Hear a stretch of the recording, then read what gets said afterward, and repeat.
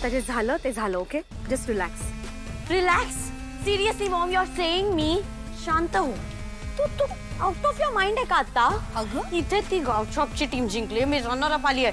ही championship माझी होती, ती ट्रॉफी माझी होती, ही ट्रॉफी माझी नव्हती. अनिका,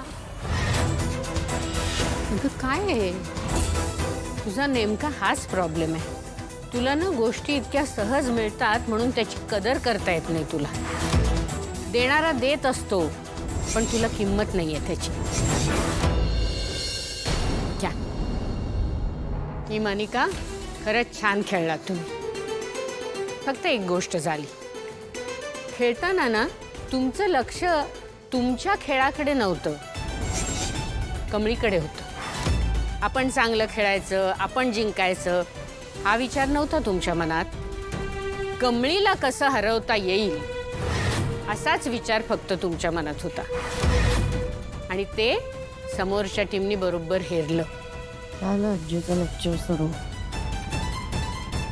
काय म्हणालीस? लेक्चर सुरू झालं?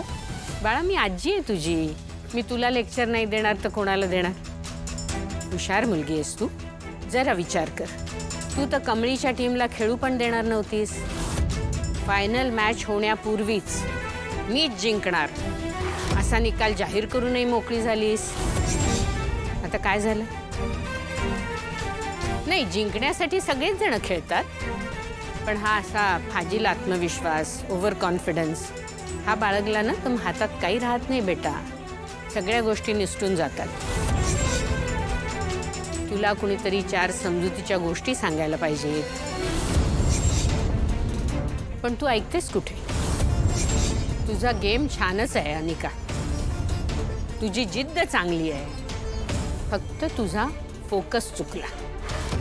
आणि लक्षात ठेव, खेळामध्ये फोकस हुकला ना की मग हार पक्की.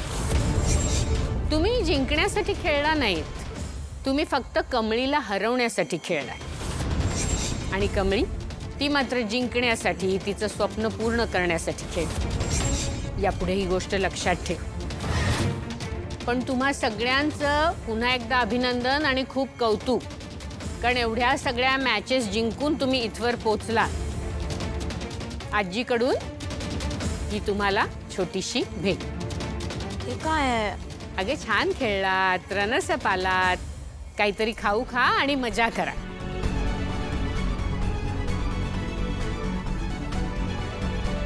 खाऊ खा? Wow, that is so old school, mom. Relax. जाऊ दे ना अनिका, मला जाम भूक लागली.